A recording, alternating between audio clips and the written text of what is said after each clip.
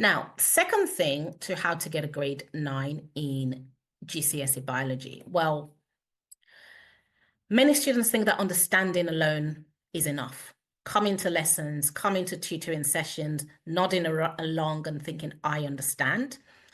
But actually, that's not enough. And after doing this for many, many years, I can tell you that would really only get you a grade 5, maybe at a push, a grade 6.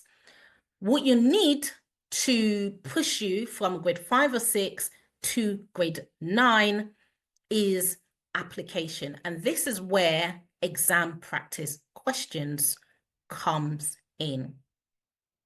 How are exam practice questions going to help you? Well, first, they help you to really test your understanding, right? So it helps you to test how concrete your understanding is, because when you start to look at the papers, you start to go, oh, I didn't really understand that, or, okay, now I understand that better. But secondly, exam practice questions help you apply your knowledge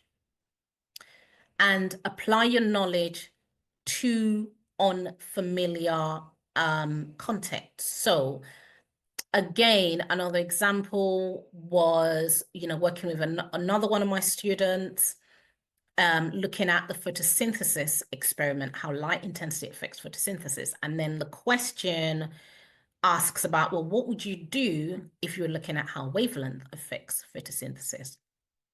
And she was like, well, I don't know. I didn't learn that. I didn't read that anywhere, and she was just kind of thrown off by the question. But that is a classic application question right there, because now you're moving away from, oh, I'm just cramming that experimental technique, to, do I really understand that technique? And because I'm asked about wavelength, what does that mean? What do I know about wavelength? Do I need to bring physics into this now? Do I need to think about what I've learned about wavelengths at GCSE or at key stage 3? So that is, can you see how going through those exam questions really take you from just understanding to applying, right? And kind of taking you to a different level, to a higher level. Now, to develop that skill of application, I recommend that you prioritize tricky topics. So these are topics like genetics, like adaptations, like those required practicals or core practicals, depending on what they're called, depending on your exam board.